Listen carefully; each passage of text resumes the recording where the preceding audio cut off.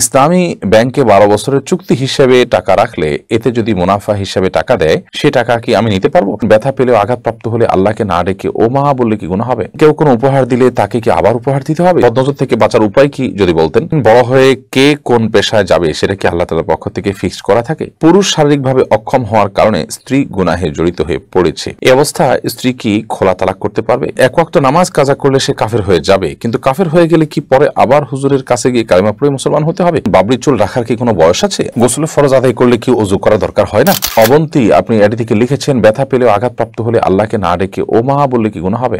গুনাহ হবে না, কিন্তু হওয়া উচিত তো আল্লাহ তাআলার কাছে আশ্রয় চাওয়াটা সবকিছুর আগে। এমনি মনে লিখেছেন, কেউ কোনো উপহার দিলে তাকে কি আবার উপহার দিতে হবে? দিতে হবে এমন কোনো বাধ্যকতা নেই, তবে হাল জাযাউল ইহসান ইল্লাল ইহসান। কেউ যদি আপনার প্রতি ইহসান করে অনুগ্রহ করে তাহলে সেক্ষেত্রে আপনি তার প্রতি ইহসান অনুগ্রহ করবেন। কে এখন লিখেছেন, বদনজর থেকে বাঁচার উপায় কি যদি বলতেন। বদনজর থেকে বাঁচার উপায় হলো যার বদনজর হতে পারে তার নজর যথাসম্ভব এড়িয়ে চলা এবং এরকম জায়গা যথাসম্ভব না যাওয়া, যে জায়গাগুলোতে আপনি বদনজরের মুখোমুখি হবেন। যদি একান্ত কার বদনজর লেগে যায় তাহলে সেক্ষেত্রে যার বদনজর লেগেছে তার হাত মুখ ধোয়া পানি কিংবা হাত ছুবানো পানি কিংবা উযু করা পানি এগুলো নিয়ে যদি বদনজর যার প্রতি লেগেছে তার শরীর ধৌত করা হয় তাহলে সেক্ষেত্রে সেটা তার মাধ্যমে বদনজর কেটে যায়। এমনি মনে লিখেছেন, বড় হয়ে কে কোন পেশায় যাবে সেটা কি আল্লাহ তাআলার পক্ষ থেকে ফিক্সড করা থাকে? আল্লাহ তাআলার কাছে সবকিছু ফিক্সড। আল্লাহ জানেন না এমন কিছু নেই। আমরা কে কোথায় যাব, কি কামাবো না কামাবো সব আল্লাহ তাআলা জানেন। আল্লাহর ইলমে সবকিছুই আছে আগে থেকে। আল্লাহ তাআলার কাছে অজানা বলতে কোনো কিছুই নেই। অতএব অযৌক্তিক একটি কথা, কারণ আল্লাহ তাআলা কি লিখেছেন সেটা আমি জানি না। যদি নিশ্চিত হতাম তাহলে সেক্ষেত্রে আমি বসে থাকতাম। যদি আমি জানি না, অতএব আমার চেষ্টা আমাকে অব্যাহত রাখতে হবে, আমার চেষ্টার বিনিময় আমাকে দেওয়া হবে। আমি কি অর্জন করতে পারলাম না পারলাম তার চেয়ে বড় কথা হলো আমি কি চেষ্টা করলাম। আমি ভালো কিছুর জন্য চেষ্টা করেছি, আল্লাহ তাআলার কাছে তার জন্য আজর এবং বিনিময় লাভ করা যাবে ইনশাআল্লাহ তাআলা। এরপরে জিএম শামসুর রহমান আপনি লিখেছেন, পুরুষ শারীরিকভাবে অক্ষম হওয়ার কারণে স্ত্রী গুনাহে জড়িত হয়ে পড়েছে, এই অবস্থায় স্ত্রী কি খোলা তালাক করতে পারবে? অবশ্যই করতে পারবে, বরং এটা আরো আগে করা উচিত ছিল। পুরুষ যদি শারীরিকভাবে অক্ষম হয়ে থাকে তাহলে স্ত্রীর উচিত ছিল পুরুষকে সুস্থ হতে সহযোগিতা করা।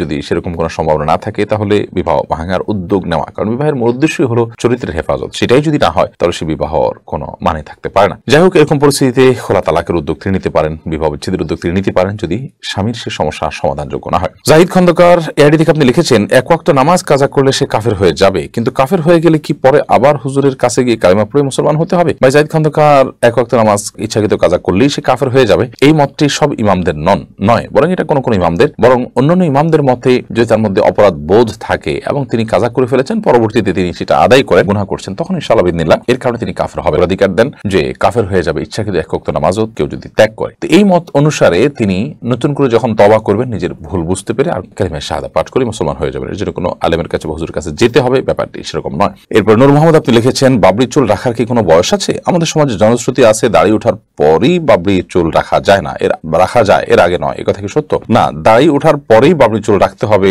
দাড়ি না উঠলে বাবরি চুল রাখা যাবে না, এরকম কোনো কথা নেই। তবে হ্যাঁ, এটা ঠিক, এটা অনেকে বলে থাকেন যে কারণে, সেটি হলো যদি মুখে দাড়ি না থাকে এবং আপনার বাবরি চুল থাকে তাহলে সেক্ষেত্রে কোনো ফিতনার আশঙ্কা তৈরি হয় কিনা সেই জায়গা থেকে অনেকে এটা নিয়ে প্রশ্ন তুলে থাকেন। বাকি মৌলিকভাবে বাবরি চুল রাখার জন্য দাড়ি থাকতে হবে এরকম কোনো শর্ত কোরআন হাদিসে কোথাও আরোপ করা হয়েছে বলে আমার জানা নেই। এরপর প্রশ্ন করেছেন চৌধুরী অপি, আপনি লিখেছেন, গোসলের ফরজ আদায় করলে কি ওযু করা দরকার হয় না? আমাদের সমাজে অনেক মানুষ বলেন যে গোসলের ফরজ আদায় করলে নাকি ওযু করা লাগে না, কিন্তু আমি দুটোই করি। সুন্নাহ সম্মত গোসল যদি করেন তাহলে আলাদা কোনো ওযু করার কোনো প্রয়োজন নেই। গোসলের ফরজ আদায় করলে ওযু লাগে না, ব্যাপারটা সেরকম না। সুন্নাহ সম্মত গোসল হলে আর ওযুর প্রয়োজন নেই। সুন্নাহ সম্মত ফরজ গোসল কিভাবে? গোসলের শুরুতে আপনার শরীর কিংবা কাপড়ে কোনো নাপাক থাকলে সেটা ধুয়ে ফেলে এরপরে দুই হাতের কবজি ধুয়ে, তারপরে কুলি নাকের পানি করে, মুখ ধুয়ে, দুই হাতের কোণ পর্যন্ত তিনবার ধুয়ে, মাথা মাসাই করে, এরপরে পুরো শরীর ধৌত করে শেষে পাও ধুয়ে বের হয়ে আসেন। এটা হলো সুন্নাহ সম্মত গোসল, অর্থাৎ যার শুরুতে ওযু আছে এরপর গোসল আছে, তাহলে সেক্ষেত্রে একসাথে ওযু এবং গোসল দুইটাই হয়ে গেল। আলাদা করে পরে আর ওযু করার কোনো প্রয়োজন নেই।